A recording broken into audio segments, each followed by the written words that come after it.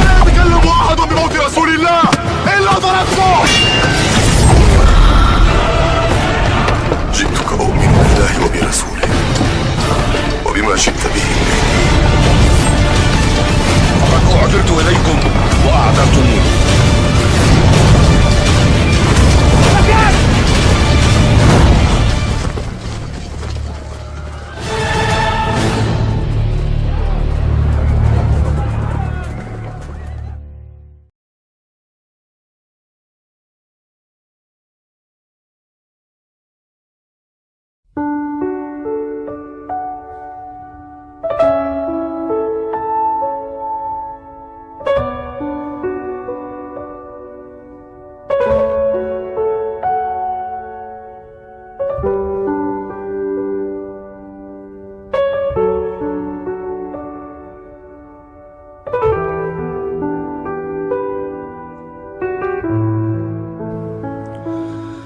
Ma'asyiral muslimin rahimani wa rahimakumullah.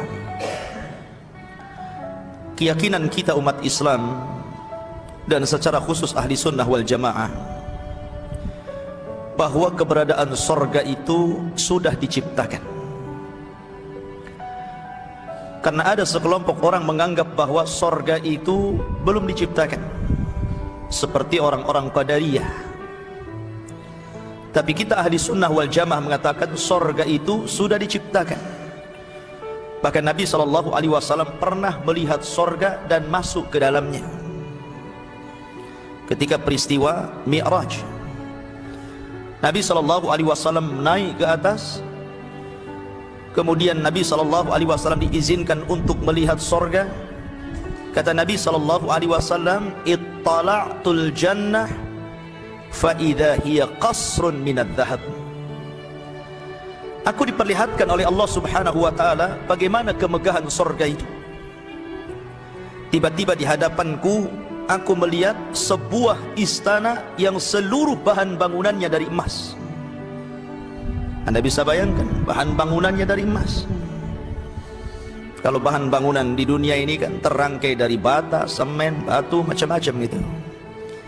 Itu bahan bangunannya itu dari emas, kalau enggak emas perak itu saja. Sehingga Nabi SAW bertanya, liman hada ya Jibril? Untuk siapa ini Jibril? Bagus sekali istana ini. Maka Jibril kemudian menjawab, li rajulin minal Arab, untuk seorang laki-laki anak muda dari bangsa Arab. Kata Nabi SAW, fadhanantu annahu ana, saya sangka itu saya, karena saya orang Arab. Kemudian dia bertanya lagi, liman hada ya Jibril? Tolong jelaskan untuk siapa? Maka Jibril mengatakan, li rajulin min Quraisyin, untuk anak muda dari suku Quraisy. Maka Rasul mengatakan, fadhanantu annahu ana, aku sangka itu saya kan orang Quraisy. Kemudian Nabi bertanya lagi, liman hadza ya Jibril? Tolong jelaskan ini untuk siapa? Barulah kemudian malaikat Jibril mengatakan, li Umar ibnil Khattab. Ini istana milik Umar, Amirul Mukminin Al-Faruq Umar ibnil Khattab radhiyallahu anhu. Subhanallah, orang yang belum masuk surga istananya sudah dibuatkan itu Umar. Wajar kalau Umar mendapatkan surga, karena Umar itu terkenal ahlu ibadah, ahli ibadah. Subhanallah, sampai banyak para sahabat yang cemburu kepada Umar karena ahli ibadahnya itu. Sampai setan saja takut sama Umar. Kata Nabi SAW, ya Umar, kalau seandainya engkau berjalan di satu jalan dan setan berjalan di jalan yang sama, yang lari setannya. Kalau kita kan terbalik itu, kita yang lari ya. Ini menunjukkan bahwa keistimewaan Umar. Dari sini mengatakan bahwa Rasul masuk surga dan melihat surga, artinya surga sudah ada. Makanya bahasa Quran Allah mengatakan uiddat lil muttaqin, surga itu diperuntukkan untuk orang yang bertakwa. Artinya kalau sudah disiapkan berarti barangnya ada, karena sudah disiapkan untuk orang yang bertakwa. Bicara surga tentang lebih luas lagi, kita tahu bahwa ketika manusia melintasi titian siratal mustaqim, itu titian yang tidak mudah orang melintasinya kecuali dengan amalannya. Dan orang yang menyeberangi titian siratal mustaqim yang pertama kali adalah Rasulullah sallallahu alaihi wasallam. Dari seluruh manusia, dia orang yang pertama kali menyeberanginya. Setelah kemudian dia berhasil menyeberangi, maka dia akan berdiri di ujung siratal mustaqim. Setiap ada umatnya yang lewat, maka dia mengatakan, Rabbi salim salim, ya Rab selamatkan dia, ya Rab selamatkan dia. Ada yang selamat, ada yang masuk ke dalam jahannam. Apabila seseorang yang terakhir sudah melintasi siratal mustaqim, maka mereka akan berdesakan di pintu-pintu surga. Kata Nabi SAW, sayati alaikum zamanun syadidun minaz ziham. Akan datang kepada kalian zaman di mana kalian akan berdesak-desakan di pintu surga. Padahal surga itu daun pintunya saja, kata Nabi SAW, sejarak arba'ina sanatan. Kalau kita berjalan 40 tahun, itulah lebar pintu dari ujung ke ujung. Sebesar apa itu pintunya? Nggak ada tukang yang sanggup membuat pintu selebar ini. Ya kan? Ya wajar, karena memang surga itu Allah Subhanahu wa taala jelaskan, wasari'u ila maghfiratin min rabbikum wa jannatin arduhas samawat wal ard. Bersegeralah kalian meminta ampunan Allah, karena besarnya surga itu seluas langit dan bumi. Ya wajar kalau pintunya juga besar, kan begitu. Tapi manusia berdesak-desakan di situ. Dan mereka berdesak-desakan di pintu-pintu surga, karena pintu surga itu kan ada 8-nya. Beda dengan pintu neraka ada 7. Kenapa pintu surga lebih banyak daripada pintu neraka? Karena rahmat Allah itu lebih luas daripada kemurkaannya. Orang kalau melakukan banyak dosa, kemudian tobat kepada Allah, berapapun dosa Anda, Allah ampuni. Karena memang rahmat Allah luas. Di sana ada pintu salat, ada pintu zakat, ada pintu puasa, ada pintu jihad, ada pintu sedekah, ada pintu haji. Masing-masing sesuai dengan profesi ibadahnya di dunia, mana yang digemarinya. Ketika manusia berdesak-desakan di pintu surga inilah, kemudian mereka datang kepada Nabiullah Adam alaihi salatu wassalam, meminta agar pintu surga itu dibuka. Tapi Adam tidak sanggup membukanya, karena dia dulu pernah di dalamnya, kemudian diusir dan tidak bisa masuk lagi. Ketika manusia bingung, macam mana ini masuk ke dalam surga ini? Pintu tertutup semua. Disitulah kemudian muncul seorang laki-laki, penutup para nabi dan rasul, sayyidul awwalin wal akhirin, sayyidul anbiya'i wal mursalin, Muhammadin sallallahu alaihi wasallam. Muncul Nabi kita yang mulia alaihi salatu wassalam, kemudian mendekati pintu surga. Kata Nabi sallallahu alaihi wasallam, fa ana awwal man aftatihu babal jannah. Sayalah orang yang pertama kali membuka pintu surga. Dan ini syafaat. Di antaranya syafaat itu ada orang yang sudah divonis masuk surga tapi tidak bisa masuk surga kecuali karena syafaat Rasul. Kalau pintu tidak dibuka Rasul, mereka tidak akan masuk surga, mereka akan bujubal saja di pintu-pintu itu. Tapi ini syafaat Rasul, diketuknya pintu surga itu. Kemudian penjaga pintu surga malaikat Ridwan mengatakan, man ant, siapa kamu? Maka Nabi SAW mengatakan, ana Muhammad. Subhanallah, tawadhu ikhwan, saya Muhammad. Rasul tidak menyebutkan titelnya, saya Nabi, saya Rasul, tidak. Rasul mengatakan saya Muhammad. Itulah bentuk tawadhu. Zaman sekarang kan tidak, baru RT saja saya RT, saya RW gitu. Itu baru RT itu. Sebutkan titlenya dulu baru namanya gitu. Ini menunjukkan tawadhu, rendah diri. Kemudian dibukalah pintu surga itu. Seluruh malaikat mereka mengucapkan salam. Makanya Allah Subhanahu wa taala sebutkan salam mereka, salamun alaikum bima sabartum fa ni'ma uqbad dar. Keselamatan bagi kalian. Salamun alaikum, karena kalian telah bersabar di dunia, sabar dengan perintah, sabar menjauhi larangan, dan sabar dengan menerima takdir Allah. maka ini tempat fani'ma uqbaddar, ini tempat terbaik untuk kalian. Seluruhnya masuk ke dalam sorga sesuai dengan ibadahnya. Maka bagi ahli puasa yang memang di dunia Allah subhanahu wa ta'ala gemarkan dia dengan puasa, suka puasa Senin Kemis, puasa Daud, pokoknya dia gemarkan puasa, apalagi Ramadan, maka mereka akan masuk di pintu Rayyan. Itu khusus untuk orang puasa tuh, tidak ada yang lain. Apabila orang-orang yang puasa masuk dari situ, maka setelah masuk semuanya tertutup. Adakah orang masuk dari seluruh pintu? Ya, ada. Salah satunya Abu Bakar Siddiq radhiyallahu an, dan seorang wanita. Ini perhatikan ibu, wanita itu Allah berikan pilihan masuk dari pintu manapun yang disukai, asal memenuhi 4 kriteria. Kata Nabi SAW, "Idza sallatil mar'atu khamsaha wa shamat syahraha wa hafidat farjaha wa ata'at ba'laha qila laha udkhulil jannah min ayyi abwabis samaniyati sya'at." Apabila seorang wanita menjaga solat 5 waktunya, lah laki-laki kan juga harus menjaga, ya, tapi perempuan itu harus lebih menjaga lagi, ibu ya. Apalagi ibu sudah tahu ini hari kebiasaan haid. Kalau memang datang waktu duhur, tahu nih hari ini kebiasaan haid, cepat sholat duhur, jangan-jangan nanti keluar. Makanya harus lebih dijaga lagi.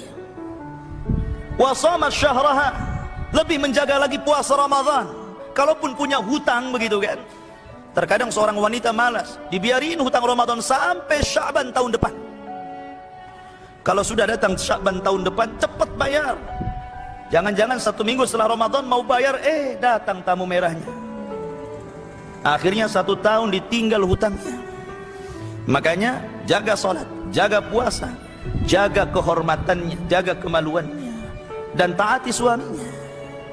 Kalau wanita ini menjaga 4 perkara, silahkan masuk sorga dari 8 pintu sorga yang ibu-ibu sukai.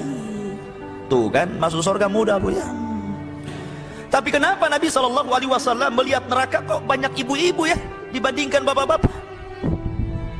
Karena wanita itu masuk neraka bukan karena tidak sholat, sholat kadang rajin sholatnya, bukan karena tidak puasa, paling rajin puasanya, paling rajin sedekahnya. Lah kenapa kemudian wanita-wanita lebih banyak masuk neraka dibandingkan masuk surga? Karena wanita itu yakfurnal ashir, mudah kufur kepada suami. Apabila suami berbuat baik 1 tahun, 1 hari dia melakukan kesalahan, maka seorang wanita akan mengatakan, engkau belum pernah berbuat baik sedikit pun. Lah sudah setahun itu, gara-gara masalah SMS nyasar, ada nomor nggak dikenal bilang sayang, langsung mencak-mencak, oh ini rupanya selingkuhannya. Memang kamu itu ya, dikari kebaikannya coba. Nah ini contoh. Tetapi wanita itu mudah masuk surga, bahkan diberikan kesempatan dari pintu mana loh dia masuk. Kalau laki-laki kan gak bisa gitu kan, dia harus betul-betul ahli sholat, ahli puasa, ahli sedekah, ahli jihad, baru dia menjadi orang yang Allah persilahkan dari mana, pintu mana yang ia kusukai. Agak berat laki-laki. Ketika orang sudah masuk ke dalam surga, maka pintu surga pun ditutup. Semua orang sudah masuk surga. Idza dakhala ahlul jannah al-jannah wa dakhala ahlun nar an-nar. Apabila penduduk surga sudah dimasukkan semuanya, penduduk neraka sudah dimasukkan semuanya, ji'a bil maut, maka kematian akan didatangkan di tengah-tengah keduanya. Kemudian diserupakan dengan kambing gibas, kemudian disembelih. Muncullah seorang penyeru, menyeru kepada penduduk surga, ya ahlal jannah la mauta lakum. Ahli surga, tidak ada kematian bagi kalian. Khuludun la mauta lakum, kekalah kalian, tidak ada kematian bagi kalian. Kemudian penyeru menghadap ahli neraka, ya ahlan nar khuludun la mauta lakum, kalian juga sama penuh neraka, kalian juga akan kekal dan tidak ada kematian bagi kalian, rasakan dengan apa yang kalian lakukan. Maka keduanya dikekalkan, innalladzina amanu wa amilus salihat ulaika ashabul jannah hum fiha khalidun. orang-orang yang beriman dan beramal saleh, maka mereka akan dimasukkan ke dalam surga dan dikekalkan di dalamnya. Tapi innal ladzina kafaru wa kadzdzabu bi ayatina ulaika ashabun nar hum fiha khalidun. Tapi orang-orang yang kufur dan mendustakan ayat-ayat kami, kata Allah, maka mereka dimasukkan ke dalam neraka dan dikekalkan di dalamnya selama-lamanya. Kedua-duanya kekal, baik surga ataupun neraka. Hati-hati, sudah tersebar di negeri kita ini satu buku, judulnya ternyata neraka dan surga tidak kekal. Buku ini bukan hanya sesat tapi menyesatkan, karena menyelisih Al-Quran yang mengatakan khalidina fiha, menyelisih hadis Nabi SAW yang mengatakan kematian disembelih dan tidak ada kematian setelahnya. Ma'asyiral muslimin, jamaah sekalian yang dirahmati Allah Subhanahu wa ta'ala, secara umum orang yang masuk ke dalam surga itu Allah berikan kenikmatan, dan subhanallah, kenikmatan di surga itu yazdad, summa yazdad, summa yazdad, bertambah, kemudian bertambah, kemudian bertambah, dan terus bertambah, tidak pernah kurang. Kalau di dunia kan kurang, makin kurang ya. Sekarang ada anak muda tampan, ganteng, gagah, ya, usia 20 sampai 50 tahun nampak lah awet muda. Coba kalau sudah 60, 70, kan dan nampak itu peotnya ya, keriputnya, jeleknya. Ya mungkin ibu tahun 45 bintangnya, sekarang sudah tahun 1018, bukan bintangnya lagi ya. Nah dari sini menunjukkan bahwa kehidupan di sorga itu nikmatnya bertambah, sehingga ketika Allah Subhanahu wa ta'ala setiap hari Jumat, kalau di dunia ini hari Jumatnya, kalau di sorga namanya Yaumun Mazid, hari di mana nikmat akan ditambah. Kalau di dunia disebut hari Jumat, di sorga namanya Yaumul Mazid. Pada hari yang disebut dengan Yaumul Mazid, maka Allah Subhanahu wa ta'ala menciptakan suqan fil jannah, satu pasar besar yang ada di sorga. Jadi di sorga itu ada pasar. Untuk apa pasar ini? Apakah untuk jual beli? Lah, tidak ada orang jual beli di pasar. Ngapain jual beli di pasar? Semua sudah tersedia. Yang kita inginkan sudah ada, yang kita kehendaki dikabulkan. Apa lagi? Pasar ini tempat bertambahnya nikmat, karena hari itu disebut Yaumul Mazid, hari tambahan nikmat. Jadi setiap hari Jumat itu anak-anak muda sorga itu ke pasar. Kemudian di pasar dia akan melihat berbagai macam bentuk manusia yang tampan, yang digambar Allah Subhanahu wa ta'ala. Ibaratnya antum masuk ke tempat cukur rambut itu kan banyak gambar tuh, gaya ini, gaya ini, gaya ini, gaya ini, kan begitu. Lah di surga itu, jadi Allah Subhanahu wa ta'ala akan gambarkan orang-orang tampan. Jadi tinggal nunjuk saja gambarnya, saya ingin seperti dia, maka Allah langsung kemudian merubah kita persis seperti gambar yang kita tunjuk. Seperti itu, coba bayangkan. Itu kan banyak, tinggal milih mana yang paling tampan, kan begitu. Tinggal tunjuk saja, maka dia akan berubah seperti yang di situ. Makanya ketika dia pulang, istrinya nggak kenal. Dia mengatakan istrinya, laqad izdaztum husnan wa jamala. Suamiku, rupanya engkau makin tampan, makin gagah, makin maco gitu kan. Dan suaminya juga mengatakan, kamu juga makin cantik, makin molek, dan begitu seterusnya. Jadi antum yang tidak merasa tampan, jangan kecil hati. Tak perlu kecil hati antum.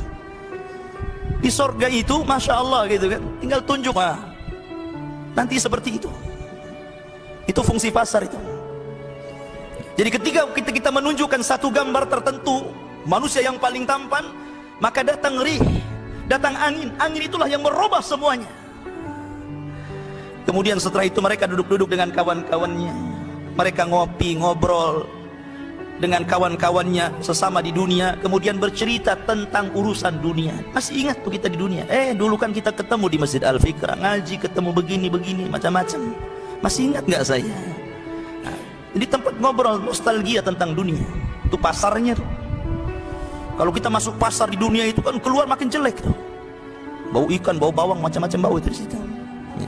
Ini sebuah percontohan bahwa nikmat Allah di sorga itu besar, luar biasa, bertambah dan bertambah.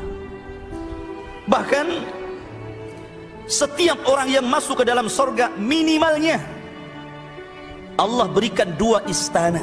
Waliman khafa maqama waliman khafa maqama rabbih jannatan. Bagi orang yang takut kepada Allah Subhanahu wa taala, maka dia diberikan 2 sorga, maksudnya 2 istana. Ini yang paling sedikit ya. Minimalnya orang masuk ke dalam sorga itu diperoleh 2 istana. Istana satu memang solid milik dia, istana satunya warisan orang kafir yang masuk neraka, yang tidak masuk ke dalam sorga, yang dikekalkan di dalamnya. Itu diwariskan kepada orang yang beriman. Tilkumul jannah uristumuha, kata Allah. Yang satu istana itu, itulah istana warisan yang Allah wariskan kepada orang yang beriman. Itu satu orang tuh minimal tuh ya, 2 istana itu. Bagaimana orang yang mengamalkan setiap hari? Kata Nabi SAW, man qala qul huwallahu ahad 10 marrat fil yaum banallahu lahu qasran fil jannah. Siapa yang membiasakan membaca qul huwallahu ahad 10 kali dalam sehari, maka Allah bangunkan 1 istana di sorga. Itu kalau setiap 1 hari dia bangunkan di sorga, hari-hari kita mengamalkan hadis ini, berapa istana yang antum dapat tuh? Tinggal qul huwallahu ahad itu kan bukan perkara berat ya. Tapi bukan qul huwallahu ahad, qul huwallahu ahad sampai selesai. Qul huwallahu ahad, Allahus samad, lam yalid wa lam yulad wa lam yakul lahu kufuwan ahad 10 kali. Itu kan surah favorit, nggak perlu dihafal lagi antum. Memang hari-hari itu antum suka ngapal itu kan, lebih mudah gitu. Allah tidak mengatakan baca Al-Baqarah 10 kali, nggak ada yang ngamalkan hadis ini nantinya. Oh, yang qul huwallah saja nggak malas gitu. Tapi lihat di sini, kalau satu orang dikatakan jannatan, mendapatkan 2 sorga, berarti orang itu bisa mendapatkan puluhan, ratusan sorga, bahkan ribuan. Subhanallah. Dan istana itu hanya terbuat dari emas dan perak. Kemudian kerikilnya dari yakut, milatuha yakut, dan tanahnya turbatuhal misk. Tanahnya aja minyak misik gitu kan. Makanya wajar kalau bau sorga itu sejarak sekian dan sekian. Dalam riwayat, man qatalah muahidan lam yarih raihatal jannah wa inna rihaha la yujadu min masirati kada wa kada. Siapa yang membunuh kafir muahid, maka dia tidak akan mencium bau sorga, padahal bau sorga itu tercium sekian dan sekian gitu. Ya karena tanahnya misik gitu kan, tercium bahkan sampai di dunia ya. Seperti perkataan siapa? Anas ibn Nadir dalam perang Uhud, ketika Nabi SAW terluka parah, bahkan dihabarkan meninggal di perang itu. Kemudian mental para sahabat mulai turun, sehingga sebagian mereka tunggang langgang. Maka Anas bin Nadir ingin memberikan motivasi jangan sampai mereka keluar dari peperangan. Kata Anas bin Nadir, wallahi demi Allah, inni la ajidu raihatal jannah min kibalil Uhud. Demi Allah, aku sudah mencium bau sorga di balik bukit Uhud ini. Sampai ke dunia tuh harumnya, jaraknya luar biasa gitu kan. Masyurul muslimin, jamaah sekalian yang dirahmati Allah Subhanahu wa taala. Dan setiap laki-laki paling sedikit Allah berikan 2 istri, paling sedikit ini. Dan perempuan di sorga itu ada 3. Ini khusus laki-laki, Bu ya, dengarkan saja Ibu ya. Perempuan di sorga itu ada 3. Pertama, istrinya sendiri, wanita-wanita dunia yang masuk ke dalam sorga, dan dia adalah ratunya. Tidak bisa ditandingi kecantikannya, kemolekannya, keindahannya, sehingga tidak mungkin cemburu. Dia paling cantik sendiri, mengalahkan seluruh bidadari yang ada di sorga. Kenapa demikian? Karena bidadari itu terlahir tanpa amal. Tapi wanita-wanita ahlu dunia yang masuk ke dalam sorga itu karena berletih dan beramal. Makanya banyak keistimewaannya. Dia ratunya tuh. Lah kemudian yang kedua, bidadari-bidadari yang mengelilingi ratunya ini, dan jumlahnya 70 bidadari. Lah setiap bidadari memiliki 70 dayang. Berapa jumlahnya itu? Dan semuanya halal, boleh digauli semuanya. Istri antum plus 70 bidadari, tiap satu bidadari memiliki 70 dayang. Ini yang satu istri nih. Gimana yang istrinya 4? Hah? Kalikan saja ya. Dan subhanallah, di sorga itu, kalau seseorang kemudian menggauli istrinya atau bidadarinya, itu dia akan menggauli dia selama 70 tahun, nggak keluar dari kamarnya itu. Satu bidadari. Setelah 70 tahun baru ganti ke bidadari yang lainnya. Tahu-tahu dipanggil-panggil, bang, ini kan giliran saya. Tahu-tahu dia melihat, kok lebih cantik lagi, masya Allah. Ganti lagi ke yang keduanya, 70 tahun lagi nggak keluar kamar. Kemudian dipanggil lagi setelah 70, lebih cantik lagi. Subhanallah, antum berpindah-pindah. Lah ini nikmat luar biasa ini. Jangan bayangkan bidadari lah, nanti cemburu istri antumnya. Ya. Tapi yang jelas bahwa begitulah kenikmatan sorga. Jadi semakin kita melihat bidadari setelah 70 tahun itu, Allah tambah lagi kenikmatannya, karena wanita yang akan lebih cantik lagi, lebih cantik lagi. Makanya saya katakan dari awal, nikmatnya sorga itu yazdad, yazdad, yazdad, bertambah, bertambah, dan bertambah. Nggak ada kurangnya. Nggak ada kurangnya, ikhwan. Bertambah. Subhanallah. Ma'asyiral muslimin, kalau ibu-ibu tanya, enak kali bapak-bapak itu dikasih bidadari. Lah ibunya kok bidadara gitu. Nggak dapat. Ibu itu hanya dapat suami. Tapi itu sudah cukup. Kenapa? Karena di sorga itu dihilangkan min ghillin ikhwana. Tidak ada perasaan hasad, tidak ada perasaan cemburu, tidak ada semuanya baik hatinya orang sorga itu. Kalau orang punya istri 2, 3 saja rebutan gitu kan, rebutan hari, akhirnya bertengkar. Ya. Cepet bang, ini sudah waktunya, kok masih lama di situ? Ya. Bertengkar akhirnya. Lama-lama satu diceraikan, satu lagi istrinya. Ya. Di surga nggak ada kayak gitu. Yang kedua, kenikmatan perempuan itu berbeda dengan laki-laki. Sering saya katakan, kenapa laki-laki diberikan banyak bidadari? Karena di dunia saja laki-laki itu tidak suka kecuali wanita cantik. Ngaku aja. Ya. Laki-laki itu tidak suka pakaian bagus, nggak suka. Kawannya pakaian bagus tuh biarin saja, nggak peduli dia. Kadang ada laki-laki itu pakaian baju 1 minggu gak ganti-ganti. Itu saja yang dipakaikan begitu. Tapi perempuan kan enggak, masuk mall nggak ada niat beli-beli, cuman ingin ngadem saja, di rumahnya nggak ada AC, masuk mall biar dapat AC gitu kan. Tahu-tahu tengok baju ditengokin saja kan. Kadang-kadang kawannya pakai baju pun dihampiri, dipegangi bajunya. Jeng, dari mana ini beli? Nanya gitu kan. Karena kenikmatan perempuan itu beda dengan laki-laki. Kalau saya buat analogi seperti ini laki-laki ini dihadapkan dengan 2 perempuan. Satu perempuan yang jelek, yang hitam, yang kriwel, tapi kayanya luar biasa. Jelek pokoknya, perempuan gendut, hitam, kriwel, wah pokoknya udah nggak menarik sama sekali. Tapi kaya. Yang satunya ini model, wanitanya cantik, tubuhnya molek luar biasa, tapi miskin. Milih mana tuh? Hah? Milih yang cantik kan? Nggak apa-apa miskin. Coba dibalik bagi perempuan ibu ya. Ibu, ada 2 laki-laki, satu tampan luar biasa, tapi dikejar-kejar debt collector. Miskin, memang tampan tapi miskin. Satunya ini jelek orangnya, hitam, enggak menarik, tapi kaya, menjanjikan kalau menikah dengan saya kasih maharnya perusahaan besar. Kira-kira mau nggak? Ngiler ibu ya, nggak peduli mau jelek mau ganteng, yang penting kaya. Itulah bedanya, Allah telah berikan tabiat sendiri-sendiri.